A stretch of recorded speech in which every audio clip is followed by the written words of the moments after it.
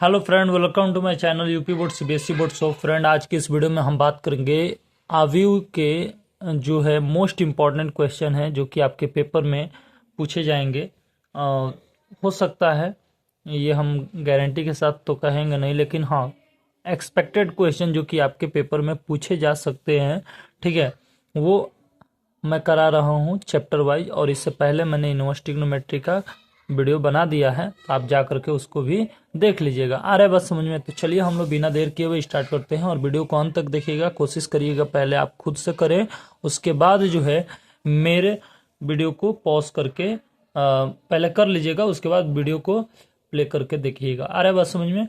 तब जाकर आपका हैबिट बनेगा। चलिए, पहला क्वेश्चन अगर आपसे पूछ देगा कि 3x+7 y+1 5 बटा 2-3x, ठीक है, 0 8 y-2 और 4, ठीक है, ऐसे दे देगा। बोलेगा कि x और y का मान ज्ञात कीजिए। क्या करिए? x और y का मान ज्ञात कीजिए। कैसे करेंगे? ठीक है, x और y का मान आपसे पूछ देगा कि x, y, यहाँ पे भी कॉमा है, तो आप इसको ना a मान लेंगे कि a के बराबर है और ये b के बराबर है, और लिखेंगे तुलना करने पर। क्या लिखेंगे? तुलना करने पर। देखिए तुलना क्या करेंगे, 3x+7 है, इसके जगह पर क्या है, वहां पर 0 है, तो 3x+7 के बराबर 0 हो गया। तो x का मान यहाँ से कितना आ जाएगा? -7/3 आ जाएगा। ठीक है, आ रहा है बात समझ में? -7/3। और यहीं से x का मान नहीं आ जाएगा, यहाँ से भी आएगा। ठीक है, जैसे यहाँ से 2 - 3x इसके जगह पर है, यानी 1 2 3 4, तो 1 2 3 4, 4 के जगह पे 4 है। ठीक है, तो ये मतलब इसके स्थान पर देखेंगे, तुलना करेंगे तो ये है। तो यहाँ से भी x का मान निकल जाएगा, तो -3x बराबर क्या हो जाएगा? 4, और इधर प्लस में इधर आएगा तो माइनस में, -3x बराबर 2। तो x बराबर कितना हो जाएगा? -2/3, यानी x का 2 मान आ गया। अब y का मान निकालिए, तो देखिए y+1 बराबर 8, यहाँ से y+1 बराबर 8, तो y का मान कितना हो जाएगा? 1 प्लस में इधर आएगा तो माइनस में, यानी y का मान 7 हो जाएगा। ठीक है, अच्छा, यहाँ से भी निकल जाएगा। इसके जगह पर ये 5 लिखा है, तो y-2 बराबर 5 रख दीजिए। अब 2 माइनस में इधर आएगा तो प्लस में हो जाएगा, यानी 5 और 2 मिलेगा तो 7 हो जाएगा। कितना हो जाएगा? 7, यानी y का मान दोनों 7 आया, लेकिन x का मान जो है एक -7/3 आया और एक -2/3। तो ठीक है, x के 2 मान प्राप्त होंगे, लेकिन y के केवल मतलब एक ही युग्म, मतलब एक ही जैसे 2 प्राप्त होंगे। आ रहा है बात समझे? तो ऐसे पेपर में कर देंगे, आपको नंबर मिल जाएगा। ठीक है, इस तरह के भी प्रश्न आते हैं। ठीक है, और आए भी हैं।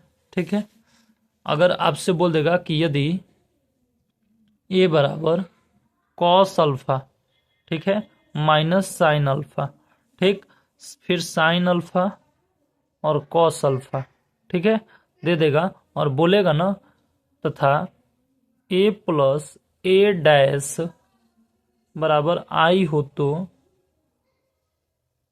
अल्फा का मान ज्ञात कीजिए, अल्फा का मान ज्ञात करें। ठीक है, ऐसे बोल देगा। ठीक है, तो इसको कैसे करेंगे?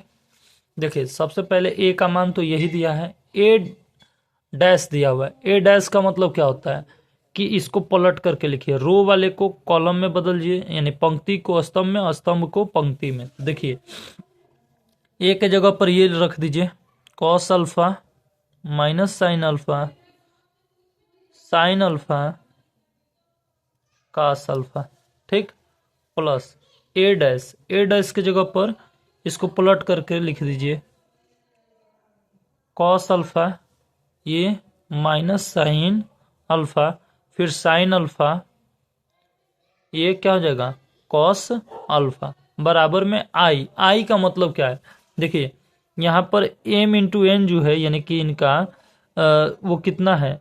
ये 1 रो 2 रो, 2 रो 2 कॉलम, 2 पंक्ति और 2 स्तंभ, यानी कि कोटि 2 गुणे 2 की, 2 गुणे 2 की कोटि है यहाँ पे भी। तो एक जो है आई का मान जो हो जाएगा 1001, 1001 हो जाएगा। आ रहा है बात समझ में? आप देखिए ध्यान से सुनिए। इतना हो जाने के बाद अब आप इसको जोड़िए, ठीक है। ये भी 2 गुणे 2 की कोटि ही रहनी चाहिए। आ रहा है बात समझ में? अब दोनों को जोड़िए, कास अल्फा 2 कास अल्फा हो जाएगा, माइनस साइन प्लस साइन करेंगे तो 0, sine alpha minus sine alpha 0 हो जाएगा, कास अल्फा 2 कास अल्फा हो जाएगा, बराबर। अब देखिए ये 1001, ठीक, तो 1001, ठीक है। अब देखिए यहाँ से अल्फा का मान निकाल लीजिए। तो देखिए पहले तो 2 कॉस अल्फा का कंपेयर कर दीजिए, तुलना कर दीजिए 1 से। 0 का तो 0 से होगा नहीं। यहाँ पर देखिए 2 कॉस अल्फा के जगह पर यहाँ पे भी 1 है, तो ठीक है 1 ही से निकल जाएगा दोनों का मान। अरे बस समझे। यहाँ से देखिए कॉस अल्फा बराबर क्या हो जाएगा 1/2, क्या हो जाएगा 1/2। तो यहाँ से अल्फा का मान क्या आ जाएगा, देखिए कॉस, ऐसे लिखिए कॉस अल्फा है तो इसको कॉस अल्फा रहने दीजिए, और बराबर में 1/2 है, तो कॉस के किस मान पर 1/2 होगा, कॉस के किस मान पर 1/2 होता है, तो π/3 यानी cos 60 पर 1/2 होता है। cos से cos कट गया, अल्फा का मान कितना आएगा π/3, अल्फा का मान कितना आ गया π/3। यही हमारा क्या हो जाएगा, आंसर हो जाएगा। आ रहा है बात समझ में? तो ये क्वेश्चन भी आपके लिए बहुत इंपॉर्टेंट है। अब आगे देखते हैं अगला क्वेश्चन क्या कहता है, ठीक।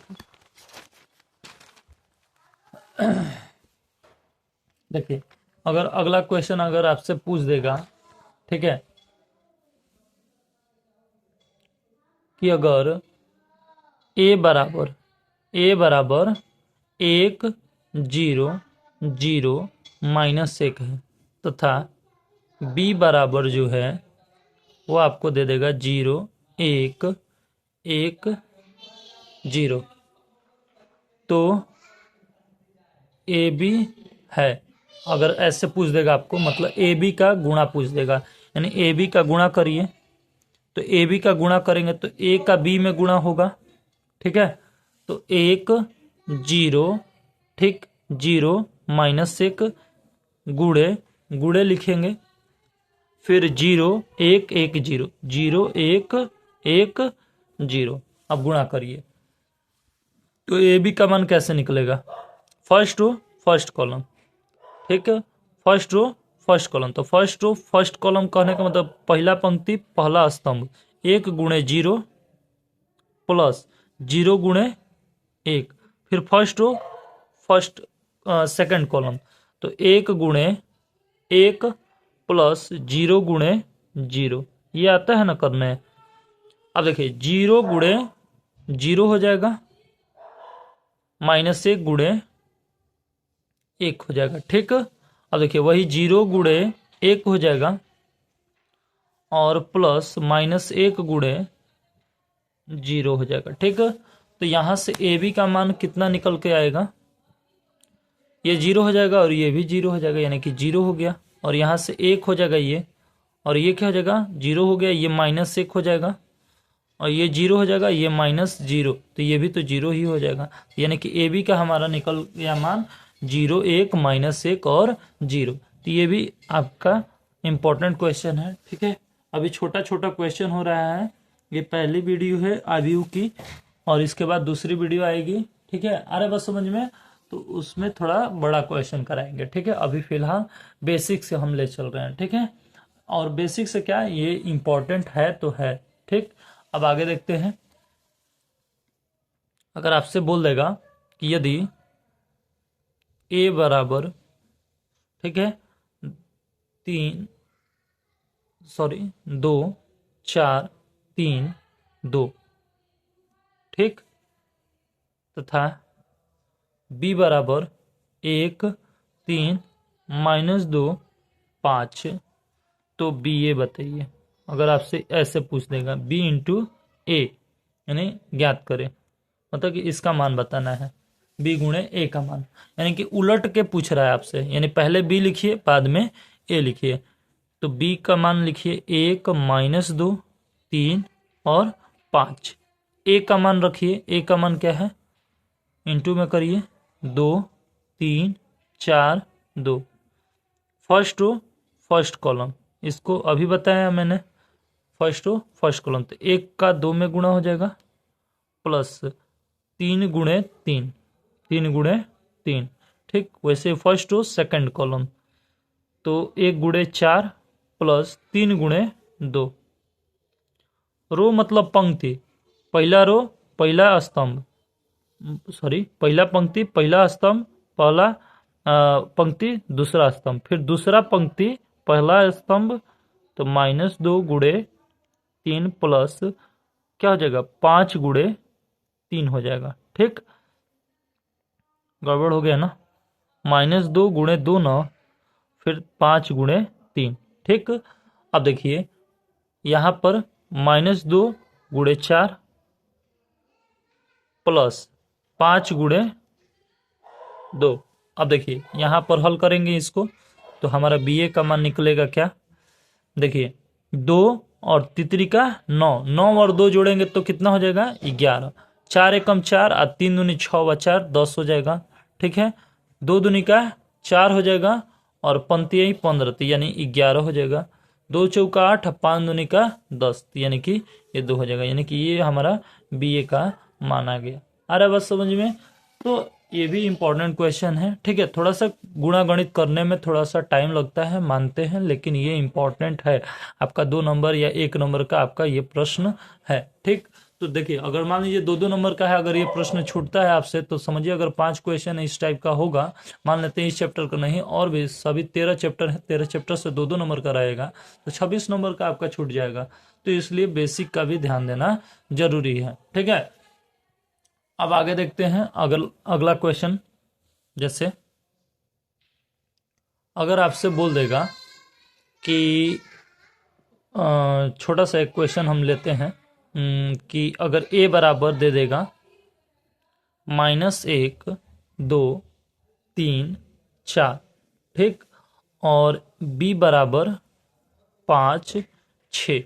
ठीक है, अगर ऐसा क्वेश्चन दे देगा तो बोलेगा कि आप इसको हल करिए, तो कैसे का हल करेंगे। देखिए इसमें भी बहुत दिमाग लगाना है। देखिए ये फर्स्ट रो है, first column, first row second column तो है नहीं, तो नहीं करेंगे, फिर सेकंड रो फर्स्ट कॉलम, ऐसे ही केवल गुणा कर देना है। ठीक है, तो देखिए यहां पर, लेकिन देखिए ए के स्तंभों की संख्या जो है, बी के पंक्तियों की संख्या, ठीक है, तो ये जो है लेकिन गुणा होगा नहीं ये। ठीक है, तो ऐसे भी दे देता है। ठीक है, जैसे फर्स्ट रो फर्स्ट कॉलम में सोचेंगे, फिर फर्स्ट रो सेकंड कॉलम, तो ये गुणा होगा ही नहीं। क्यों, क्योंकि ए के स्तंभों की संख्या जो है 1 और 2, यानी कि इसका देखेंगे तो ये देखिए ये कितना कोटि कितना है, फर्स्ट रो एक रो है, 2 रो है, तो 2 रो, हाँ 2 कॉलम। ठीक, लेकिन इसमें क्या है, 2 रो है लेकिन कॉलम क्या है, 1 है, तो यहाँ पर दिक्कत हो जाएगा। तो लिखेंगे ए तथा बी गुणनफल के अनुरूप है, गुणनफल के अनुरूप है। क्यों अनुरूप है, क्यों, क्योंकि इसका कोटि अलग है, इसका कोटि अलग है। अब यू कहता है कि m गुणे n की कोटि ही m गुणे n की कोटि से मैच करेगी, तभी गुणा होगा। आ रहा है बात समझ में, नहीं तो नहीं होगा। तो देखिए ये छोटा सा क्वेश्चन था लेकिन आपके लिए इंपॉर्टेंट था, तो ये भी ध्यान रखना जरूरी है। आ रहा है बात समझ में। तो अब आगे देखते हैं। ठीक है।